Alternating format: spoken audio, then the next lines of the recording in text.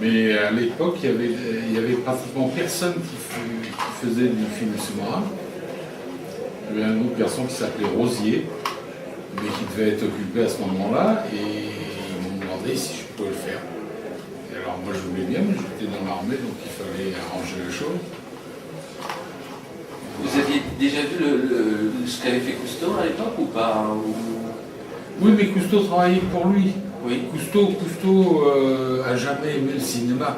Cousteau, il faisait du cinéma pour payer la recherche, avec la recherche qu'il intéressait. Et donc, effectivement, en termes de fiction, il n'y avait pas eu grand-chose, puisque c'était en 61 et en 65 arrive Opération Tonnerre, mais avant, il n'y a pas eu grand-chose en termes de fiction. Il y a eu un OSS 117, je crois. C'est après, je l'ai fait aussi, mais c'est après. Juste après, qui était en noir et blanc. Non,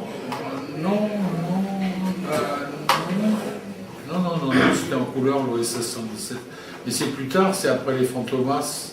Donc c'est beaucoup plus tard. Après, j'ai fait quoi? Après, il y a eu en noir et blanc, il y a eu un des monocles, Oui. l'œil du monocle. Et après, il y a eu Fantomas. Donc vous aviez une technologie un petit peu nouvelle pour faire ces prises de vue sur Tintin ou récente C'est quelque chose de nouveau, je dirais. Non, parce que c'est-à-dire qu'à l'époque, pour mettre une caméra sous l'eau, il fallait fabriquer le boîtier pour la rendre étanche. Et ça veut dire qu'il y avait un minimum de commandes et que c'était...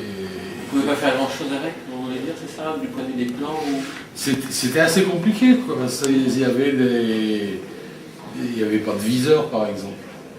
Les caméras de Cousteau n'ont jamais eu de viseur. C'était à peu près. Alors donc, vous avez fini la séquence dans laquelle Tintin va chercher ce qu'il pense être le trésor, c'est le coffre qui fait remonter sur la toison d'or, sur le bateau, c'est ça hein? Oui, c'est ça, et on a tourné tout ça à côté du Lavandou, je crois. Parce qu'il fallait faire vite, parce qu'ils attendaient ça pour finir le montage. Jean-Pierre Talbot a été...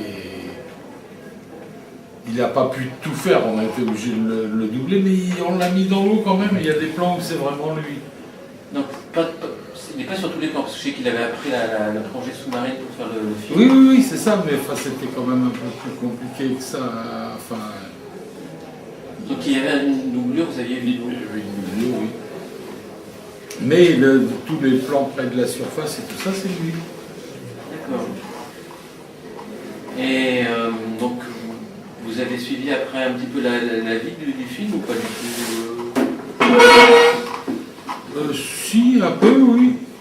Un peu, et puis mais j'ai même revu Jean-Pierre Talbot parce que je l'avais trouvé sympathique.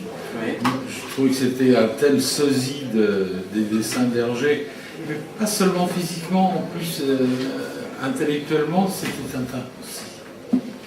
Oui. Il vivait comme Tintin, c'était Tintin.